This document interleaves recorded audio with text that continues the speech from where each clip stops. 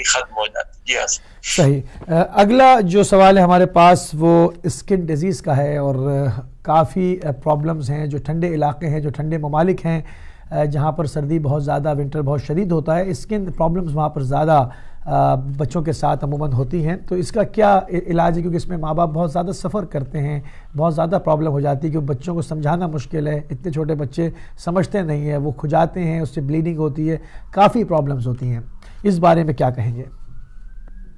जी हाँ, skin disease देखिए दो तरह की हैं, एक जैसे खारिश वगैरह, खुजली वगैरह, एक ये कि नहीं उधर जो है बिल्कुल एक जख्म सा हो जाता है, इन्फेक्शन हो जाता है, कभी हाथ के नाखून में, पाँव के नाखून में। तो जहाँ जो है इस तरह से हो कि स्किन डिजीज में साथ में जख्म की कैफियत हो, तो वहाँ जामे इमाम रजा अलैहिस्सलाम की दवाई शहद के साथ लेनी है सोने से पहले, जब तक वो जख्म और वो इन्फेक्शन खत्म ना हो जाए। और उसके साथ दूसरी दवाई अहल बैत की जो है वो मुरक्कबे 10 है।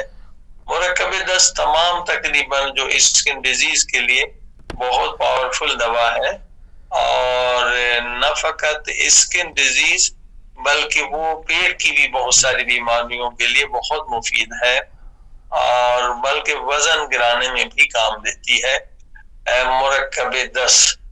उसके इस्तेमाल से इंशाअल्लाह।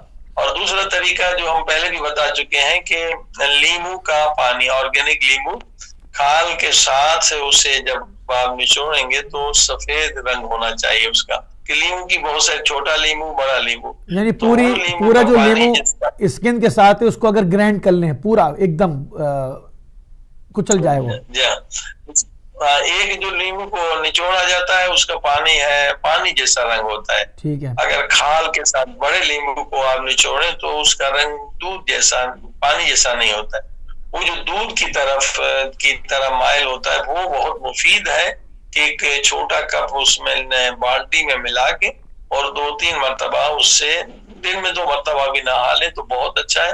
1 हफ्ते में ये पुरानी, कई सालों की पुरानी खुजली, खारिश, ये बच्चों को इससे बहुत फायदा मिलता है। जी हाँ।